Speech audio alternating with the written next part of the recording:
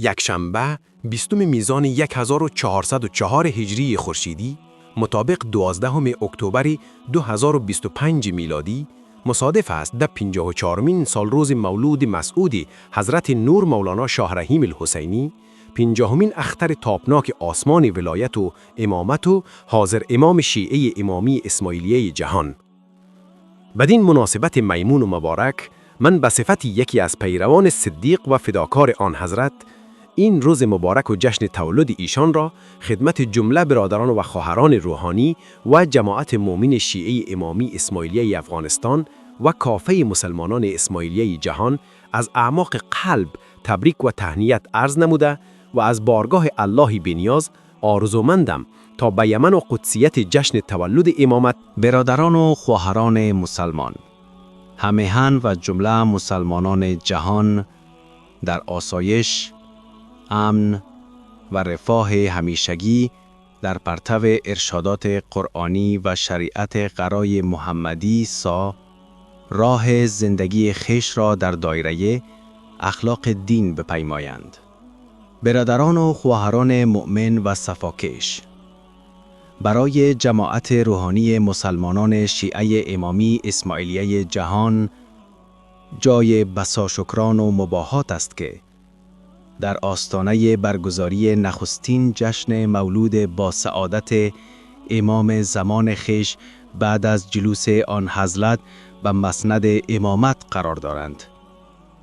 و در حال 54مین سال روز تولد حضرت امام زمان را به احتفال می‌گیرند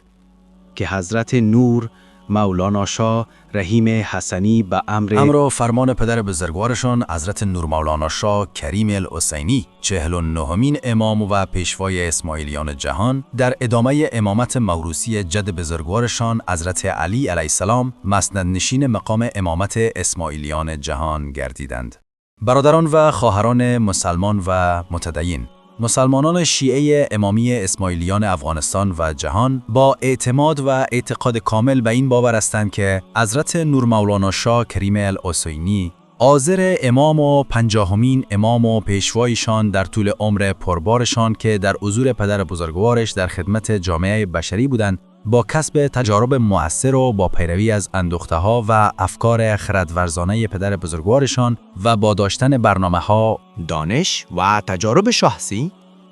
پیروان و مریدان خویش را به ادامه برنامه‌های امامتی در امر اصول و تعالیم دینی، عقیدتی و مذهبی و در راستای راهنمایی حکیمانه و مؤثر در ابعاد مختلف زندگی باهمی با سایر برادران و خواهران مسلمان جهان رهبری نماید.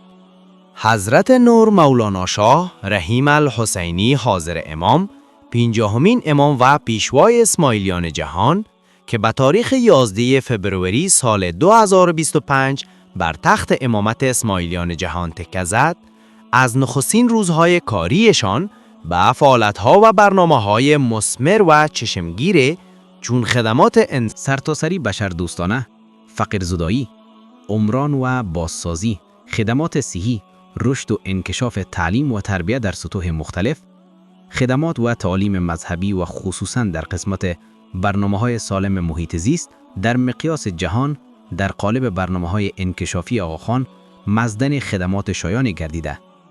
که تلاش‌ها، سفرها و برنامه‌های خستگی ناپذیرشان از دید هیچ یک از افراد بادرک و بابینش دنیای امروزی پوشیده نیست. ما پیروان شیعه امامی اسماعیلی افغانستان مطابق از سنت‌های پسندیده نیاکان ارادتمند خویش همواره در کنار سایر برادران و خواهران اسماعیلی و دیگر برادران مسلمان جهان مطابق اصول و شیوه پلورالیسم یا کثرت‌گرایی جهانی که جز اندیشه‌های والای امامت میباشد، خود را در امر زندگی با همی در جامعه متحد می‌دانیم. در اخیر بار دیگر جشن سال روز مولود مسعود حضرت حاضر امام را خدمت جمله برادران و خواهران شیعه امامی اسماعیلی افغانستان و کافه اسماعیلیان جهان تبریک و تهنیت عرض نموده و از بارگاه خداوند کریم برای جمله برادران و خواهران مسلمان عزتمندی و آسایش آرزو می‌نمایم.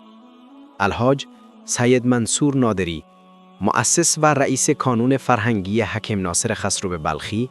و رهبر اسماعیلیان افغانستان. نام من امان ساگر است. اهل پاکستان هستم. من شاهین کوچکی از اسکورت شاهین هستم که در کوههای فلکبوس اسلام آباد پرواز می کنم. وقتی این پیام را در حساب فیسبوک سید منصور نادره دیدم، بسیار تحسین شدم و باور کردم پس از تحقیقات فراوان مشخص شد که سید منصور نادره فرزند خوبی است. من به تمام خانواده سید منصور نادره افتخار می کنم که در طول جنگ طولانی نماز اسماعیلی را ادامه دادند و شمع امامت را در وادی کیان روشن کردند و حق دعا برای امام را داشتند. سید منصور نادره از طرف امان ساگر و کل تیم تاریخی و پژوهشی من به دختر شجاعش زهرا نادره و پسرانش و همه شاهان افغان ادای احترام می کند.